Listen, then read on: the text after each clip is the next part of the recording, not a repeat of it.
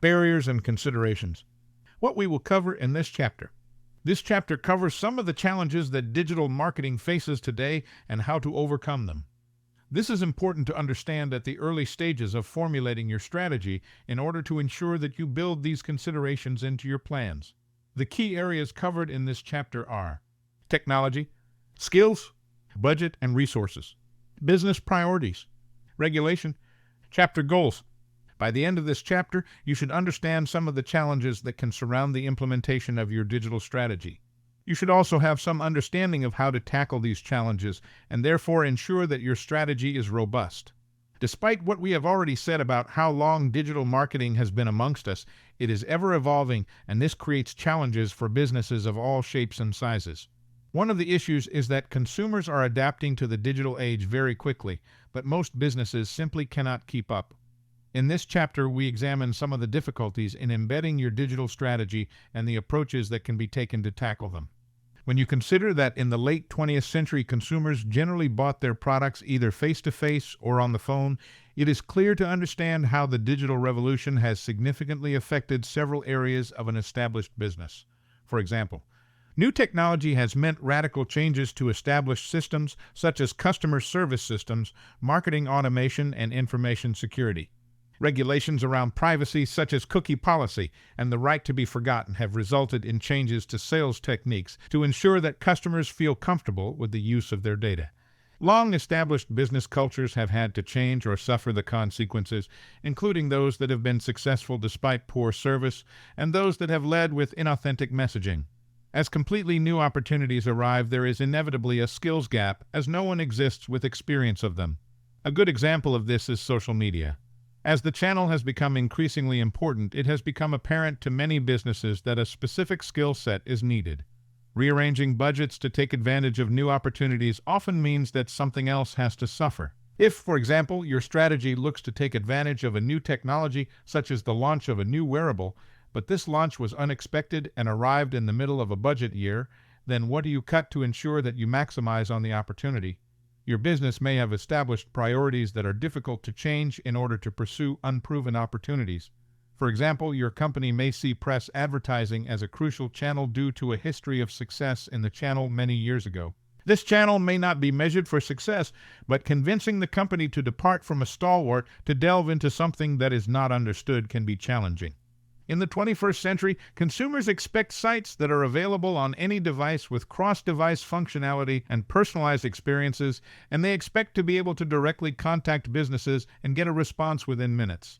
As I write this, most businesses are only some of the way to achieving this if they have started at all. Many of the challenges that you will face will effectively be risks to the delivery of your strategy, and so an understanding of risk is useful. Technology. Digital marketing is, of course, very closely linked to technology, although it is not quite as heavily reliant on it as some may have you believe. It is often common that people outside of digital perceive it to be hand in hand with technology, and whilst that is true to an extent, it is not true that your business needs to make significant technology advances in order to take advantage of the opportunity. For example, paid search, SEO, and display advertising require almost no technology internally to launch. Email marketing and social media require some technology, but this can be bought rather than built. In order to effectively manage offline marketing channels, you would also want to use technology, and so the digital world from a practitioner's perspective is not always as reliant as some may think. We discuss technology, innovation, specific tools, and the future throughout the book, but here we look at technology from a broader perspective and view it as a challenge rather than an opportunity in order to understand the barriers it can present. Whenever new technology arrives, it brings with it excitement and nervousness. According to the Technology Adoption Lifecycle Model by Everett Rogers, innovators will quickly take up new technology, whereas laggards will be slow. Figure 3.1. This model can also be applied to businesses with the added complexity that intention and ability to adopt do not necessarily go as hand in hand as they do for consumers. Technology developments are inevitable and have been since animals started to use tools. Never more so than in this technology age, where disruption is seen by many as a positive word. Technology has always been a part of the human progress story, but sometimes the mind moves faster than the hand, so inevitably we cannot always deliver the inventions and innovations that are dreamt up.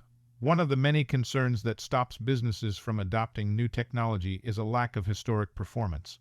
History is strewn with failed technology, and it is not always the innovators who win. There are many cases of the early adopters or even the early majority winning the battle.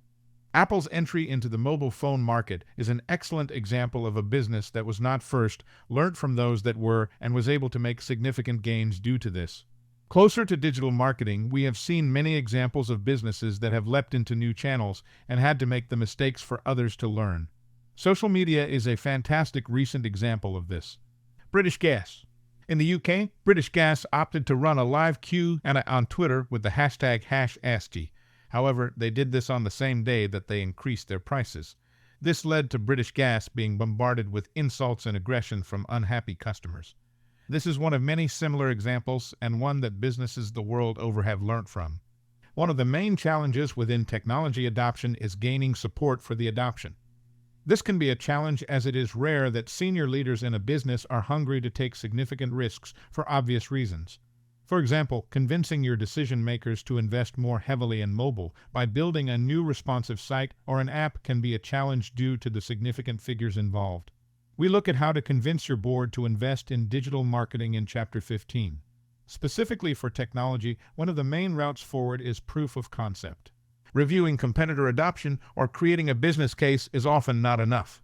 Testing and trialing new technology in controlled, minimal-risk conditions allows for a gradual implementation and rollout program.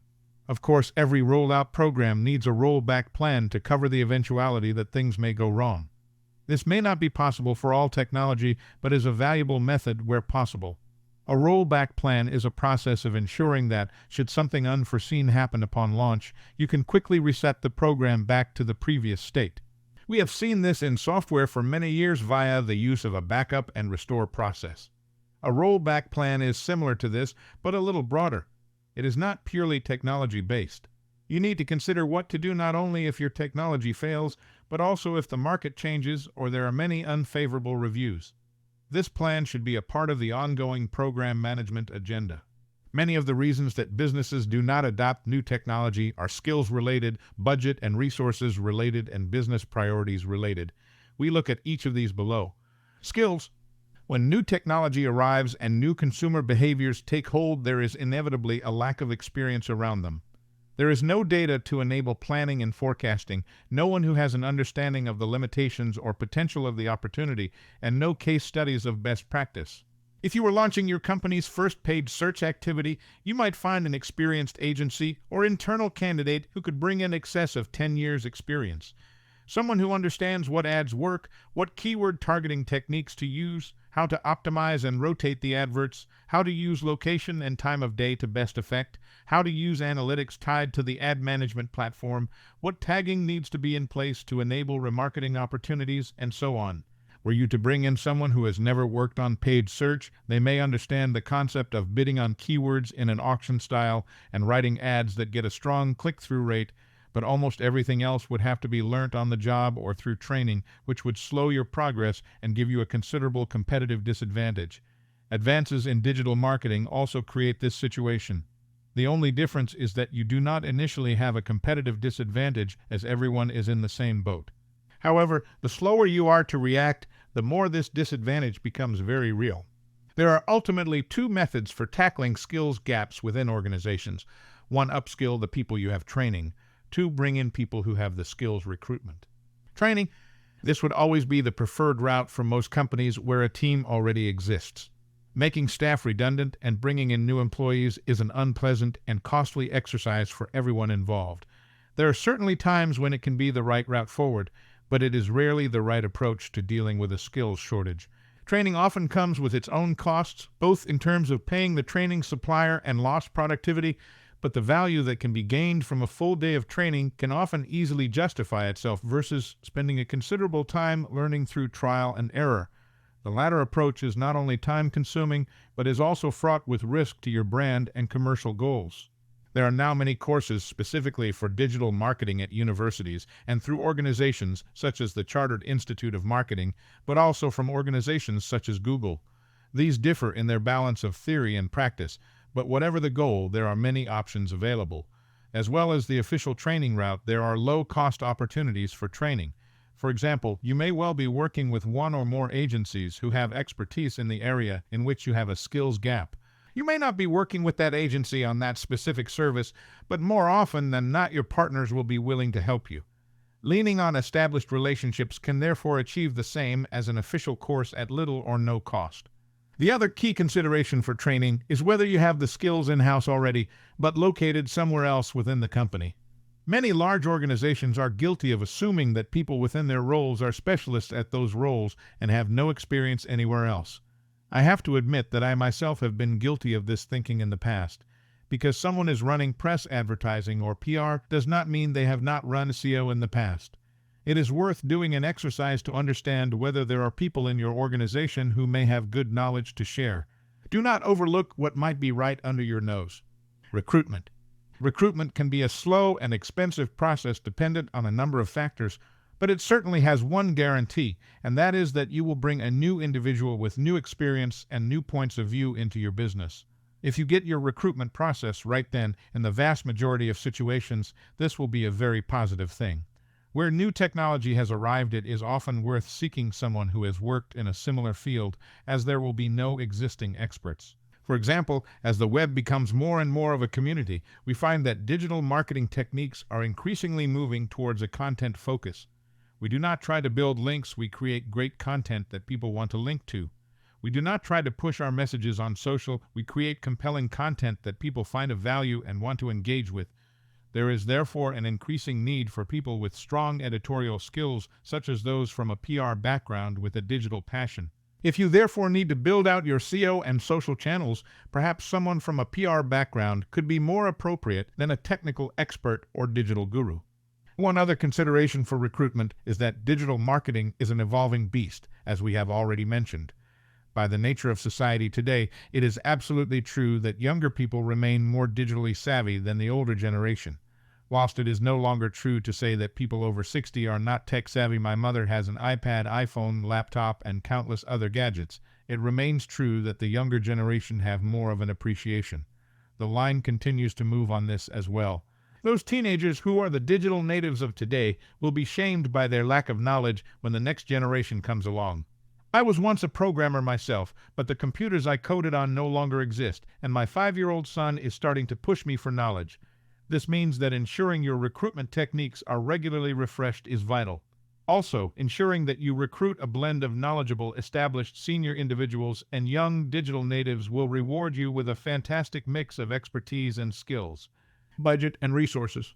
Most organizations face a restricted budget in one area or another, so you are probably familiar with this barrier already. There are regularly challenges around investing in new technology or running multiple, expensive projects. There are also often challenges around demonstrating the value of marketing against the bottom line. In digital marketing, this can be achieved a little easier than with offline channels, but it is still rarely a simple exercise. It is also very common for businesses to have headcount restrictions in place or departmental salary budgets. These are often tightly controlled, especially during difficult economic conditions or when trying to invest elsewhere. It can be very difficult to grow your digital footprint without being able either to bring in the people you need or able to lean on a large number of people across your organization. The final resource we usually find ourselves short on, and this is certainly not restricted to digital marketing, is time.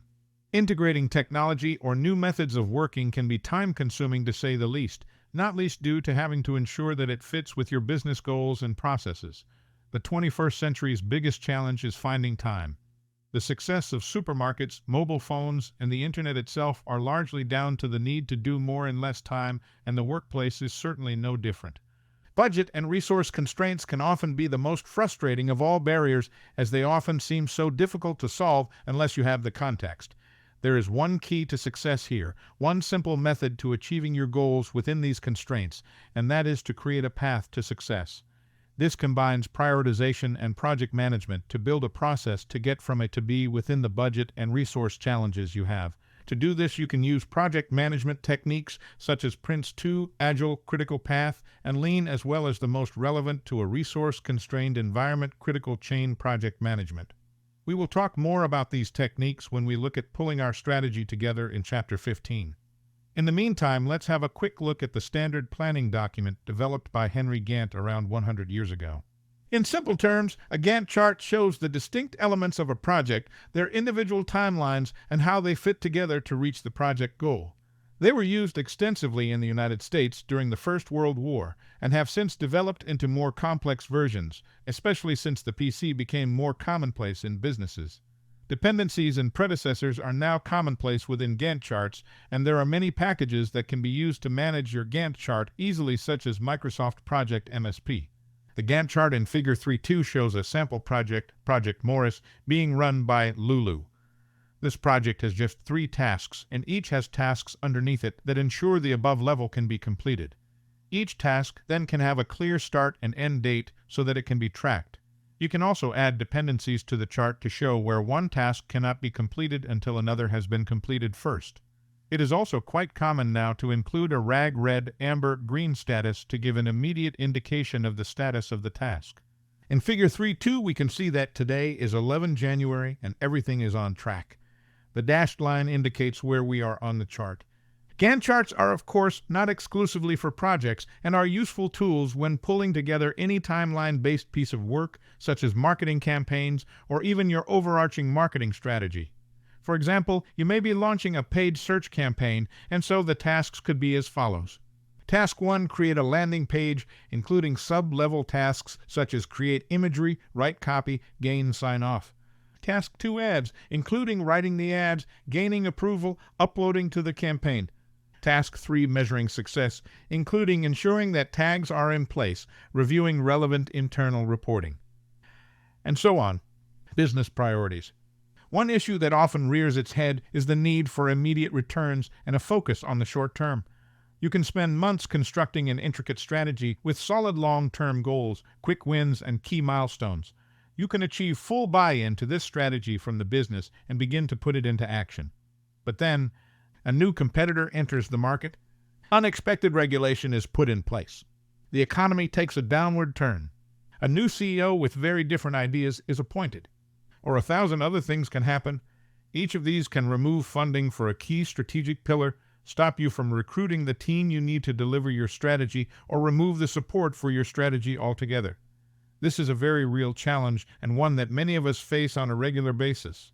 There are, however, a few things you can do to mitigate the impact, albeit you can never fully remove this risk. It is vital that your strategy is delivered in a structured way with clear, demonstrable progress milestones. If something is delivering results and showing a very visible positive impact on your business, then the chance of it being stopped or impacted by change reduces significantly. As with many other areas of business, this can be as much about the presentation as the content, so ensure that you are able to tell the story. This does not mean to twist the truth, but simply to ensure that your message is clear and undeniable.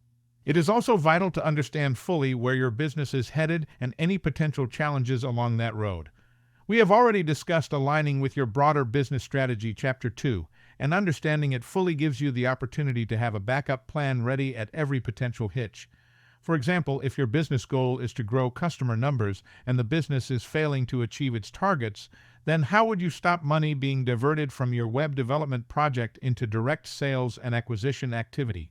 How can you demonstrate that your web development project will deliver increased sales immediately? Being able to show any impact your milestones have had to date is key to success in this argument. And if your goal is gaining market share, but a big spending competitor is making you suffer, then are you able to demonstrate the improved digital branding that your strategy is delivering and how your site is now more visible on organic search and therefore gaining digital share of voice? There are other techniques worth using to ensure you fit with the broader business priorities, such as having a continuous improvement program in place, including test and learn plans. These can add value to the whole business, even though they do not directly show on the bottom line. Implementing this program will enable you to highlight demonstrable improvements and their direct benefit to the business. You may also be able to receive anecdotal feedback from visitors and customers through research to support your strategy. Test and learn is a vital part of any marketing strategy. No strategy will ever be 100% correct first time, and so evolving your strategy is vital. It is impossible to evolve it in a structured manner without a plan, and so this should be part of your story. Highlighting changing consumer behaviors. If we stop the long-term activity, we may gain for a few months, but then we will be even further behind our competition. It may also be impossible to catch up as consumers have already decided to shop where they can receive the digital experience they are looking for.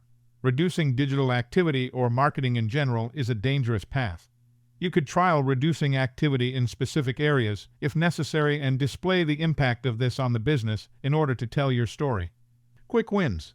As mentioned above, these give much more appetite for those interested in the short term. If the business buys into your long-term strategy, then that is great. But it is the short-term wins that will excite many of your decision makers and mitigate risks from priority changes. You should ensure that a key part of your strategy, and one that is highlighted when proposing your strategy, see Chapter 15, is quick wins. What are the immediate gains we will make from this? Patience is unsurprisingly thin in most businesses, and so delivering results quickly is essential. One other concern with business priorities is that there are still many organizations that simply do not take digital seriously. Some see it as a new kid on the block, something that geeks do. This can be extremely worrying and disheartening for a strategic digital marketer.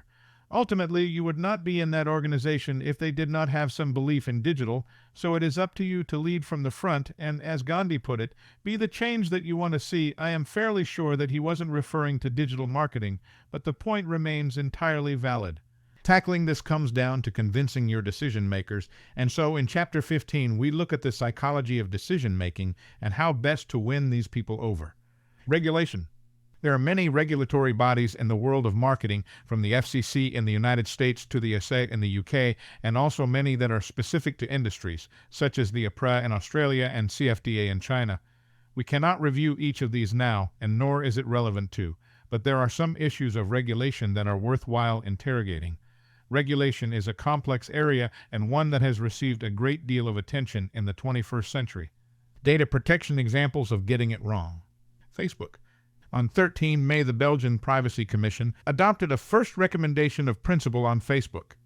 Facebook has come under scrutiny many times all over the world for its use of personal data. A good example of this is their secret experiment to test the emotions of their users through manipulating news feeds, which we will return to in Chapter 11. This specific example in Belgium is around Facebook's process of tracking individuals who visit their site. Some European countries did not agree to these Facebook terms when they were introduced, but Facebook's refusal to accept the authority of these countries led to further poor press for the network CPP 2015. Ultimately, this has done little harm to Facebook to date, but it is another story that is damaging for the brand, which does have some small impact on membership. Others. In the United Kingdom, a county council faxed details of a child sex abuse case to a member of the public and as a result was fined £100,000 for breaching the Data Protection Act. In the same year, a business was fined £60,000 for losing a laptop filled with personal details and unencrypted. In the United States, Google was fined $225 million by the Federal Trade Commission for monitoring Internet users who had selected Do Not Track from their Safari settings. In Australia, a telecoms company was fined $10,200 and warned over privacy breaches after exposing the data of over 15,000 customers online. Privacy and data protection, two of the most important regulations to look at and seemingly the most popular to discuss, are privacy and data protection. They are two sides of the same coin, so let us look at them together. Regulations differ from country to country and sometimes from state to state.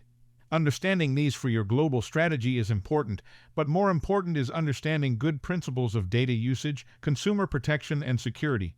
If you build your strategy to fit consumer behavior and demand, whilst ensuring they are safe to trade with you, then you are most likely to be aligned with any of the laws and regulations that exist around the world. One of the hot topics here is cookie policy. In the European Union (EU), there is a law called the e-Privacy Directive (Lex) 2015. Simply put, this ensures that users have been made aware of the cookie policy and given permission for its use before the cookie is put in place. There are exemptions, and the directive itself is not overly prescriptive, which gives flexibility. Implied consent is also possible, which is good news for both marketers and consumers. An increasingly common use of data is for location purposes. There are regulations here around anonymity that are vital to understand. There are many apps now that collect location data and need to do so to function. These include apps for local weather, finding lost phones, sat-nav, and other services, and it is not appropriate and therefore in many cases legal to collect data unless it is essential to provide a service. As well as being relevant and anonymized, you must also have permission to do this.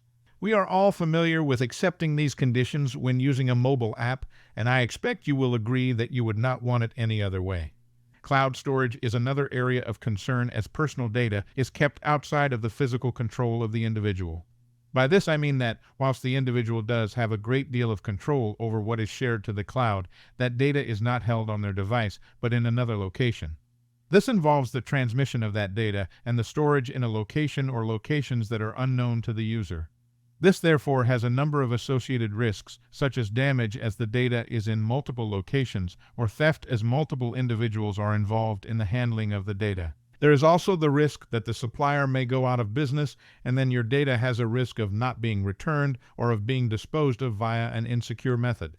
This is important to consider when using any cloud-based services, such as marketing automation or email software, as well as in the broader context around your customer data. Social media is also a concern for privacy, and there have been many controversies around the policies of various social media sites as they have been trying to establish best practice in this new channel. A great deal of information can be captured as users share deep levels of information about their lives on social networks. This includes not only their interests and friends, but also their locations in media such as photos and videos. Some of these items, when shared on a network, will give the rights to that network to use them. Yet not every user will be aware of this. You will be able to view this information through your social insights and use it to develop highly targeted campaigns. To maintain trust, it is important to ensure that your campaigns do not overtly demonstrate that you have collected more data than necessary. There is also the right to be forgotten, which has been a significant talking point in recent years and a concept that has been agreed by the EU and other parts of the world since 2006.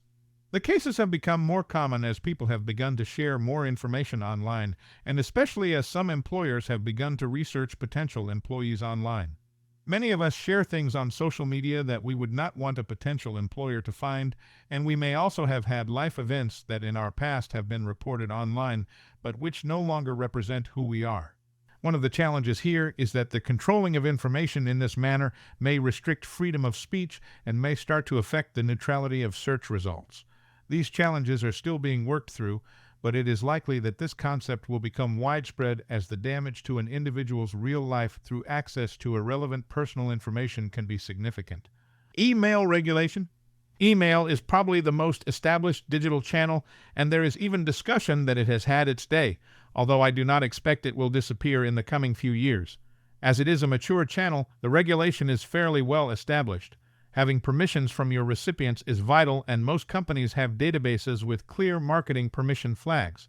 Collection of this permission is also fairly standardized with the opt-in and opt-out routes.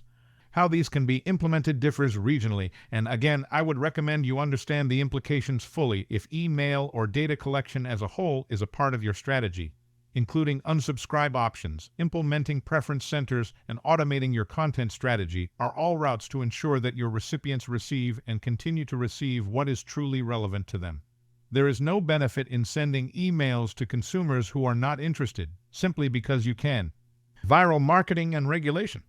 Finally, a quick look at viral marketing. This is the ultimate goal of many social campaigns and has been a buzzword in digital marketing for many years now. It is a bit of a dark art, although there are of course themes that we can extract from successful viral campaigns. The key point to remember here is that regulation, or at least guidance, exists in many regions that dictates that companies should ensure any encouragement of promotion is clearly positioned as such when asking individuals to pass on messages. This is to stop companies from using their customers to get around marketing regulations by asking them to pass on your messages for you without the necessary regulatory wording. It is important, therefore, that anyone passing on a message should be asked to ensure that the person they are passing it on to would be interested in the message. This, in turn, ensures that they are not just spamming their friends in exchange for some benefit from the company. Successful viral marketing campaigns. The Ice Bucket Challenge 2014. This concept swept across the world with a huge number of people taking part, or at least refusing, and therefore donating, including many A-list celebrities and even the President of the United States. It raised us $92 million in a single month for Amyotrophic Lateral Sclerosis Association, also known as motor neurone disease and Lou Gehrig's disease, compared with $0.7 million in the same period of the previous year, Townsend 2014. This was clearly a phenomenon, but why was it such a success? No makeup selfie.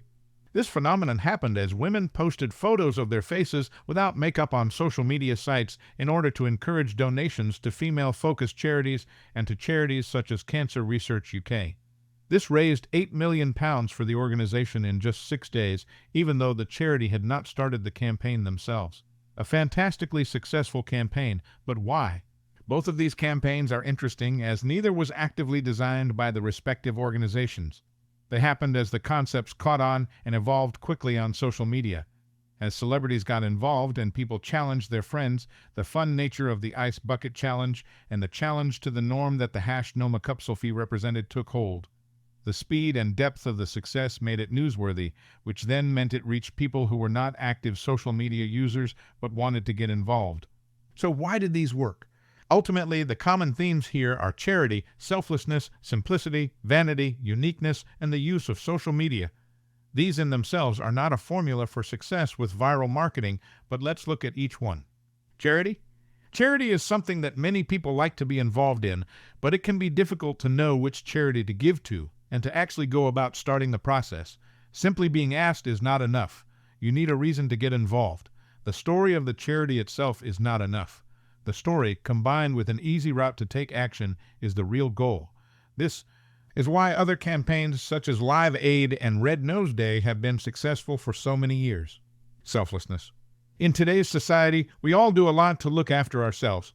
There is a good feeling that comes with helping others, and most of us would freely admit that we do not do as much as we could. The opportunity to do something for others is often well received. Simplicity. If it is difficult to understand or to take action on, then it will fail. No matter how strong the idea. If the message is easy to understand, the action is simple to undertake, the donations easy to make, and the sharing simple to do, then you have a potential viral campaign. Vanity. This may seem odd, especially as the no makeup selfie seems to be about the exact opposite, but actually both of the above have an essence of vanity about them. Showing others how generous you are and wanting to push your activity in front of other people could be seen as a form of vanity. Uniqueness. This is important. If your campaign is too similar to another, it may gain some momentum, but ultimately will never become a global phenomenon. A good example of this is the Rice Bucket Challenge, which quickly followed the Ice Bucket Challenge. The concept was to donate a bucket of rice to someone in need. It didn't make any serious progress. Social media? All of the above are, of course, significantly escalated by social media. The channel makes it incredibly easy to understand, watch, share, and click straight through to a destination to donate online. Without social media, it is likely that the above campaigns would have failed, even with a great deal more investment. Case study, Airbnb. Background. Airbnb is a highly successful business that continues to see rapid growth and is operating in over 190 countries. Its model of allowing people to rent out their property and therefore earn an income when they are not there seems like a no-brainer to many and is an excellent example of the opportunities presented to us by using the internet as a community. According to Craig Smith of DMR, as of July 2015, Airbnb had 50 million users, 500,000 stays per night, and was operating in 57,000 cities, which is phenomenal growth in just 7 years. Smith, 2015. Strategy. When you stop to think about the complexities of this global model, the barriers that the team at Airbnb have overcome are clear to see, and they deserve a great deal of credit for it. One of these is the huge variations in laws and regulations around uses of property. Some locations do not allow people to have paying guests without licenses or similar arrangements, which can result in fines or other consequences. It would not be possible to cater for all of these different scenarios, but not mentioning these issues at all could be damaging to their customers and could also create negative PR, damaging the brand significantly. Airbnb have therefore decided to include some wording within their terms and conditions to cover this information, thus tackling the issue globally and simply without causing any alarm. Results. This low-key approach keeps their model working and ensures that consumers understand the regulatory concerns. Key lessons. When producing your digital marketing strategy, it is important to understand potential barriers by researching your market thoroughly, including regulations in your territories. Working to employ the simplest possible solution ensures that your business, the consumers, and the regulators can all have the best possible relationship. That is all for now on the topic of regulation, but it is a deep and complex area of which it is worth having a good understanding, so I encourage you to speak to your company's legal department and read up about this yourself. Summary. In this chapter, we discussed some of the more common challenges with implementing your digital strategy. There are, of course, many more, and so remaining flexible with your strategy and ensuring you plan for as many of these eventualities as possible is important. In risk management, many people have adopted the terminology used by Donald Rumsfeld, the 2 times United States Secretary of Defense, who is interestingly both the oldest and youngest man to serve in that position. Mr. Rumsfeld spoke in a 2002 news briefing about 3 states of information. There are known knowns, there are things we know we know. We also know there are known unknowns. That is to say, we know there are some things we do not know. But there are also unknown unknowns, the ones we don't know we don't know. To give this some perspective, technology would be a known unknown. We know that technology will develop and change society and our behaviors, but we do not know how. Skills would be a known known. We know the challenges that we have and that we need to train our staff to overcome these. Unknown unknowns are not listed in this chapter for the simple reason that we cannot predict them. It is this latter category that can only be tackled by remaining as flexible and agile as possible with our strategy and delivery plans. In the next chapter, we move on to looking at our planning process and how we can ensure that we account for this as much as possible. List of types of regulatory bodies. Advertising and marketing standards regulators. Charity commissions. Competition and market authorities. Data protection authorities. Education authorities. Entertainment censors. Environment agencies. Equality and human rights commissions. Financial services regulators. Food standards regulators. Gambling commissions, health and safety executives, housing regulators, law societies, medical councils, police and services authorities, social care councils, travel authorities, travel regulators, utilities regulators, chapter checklist, technology, skills, budget and resources, business priorities, regulation,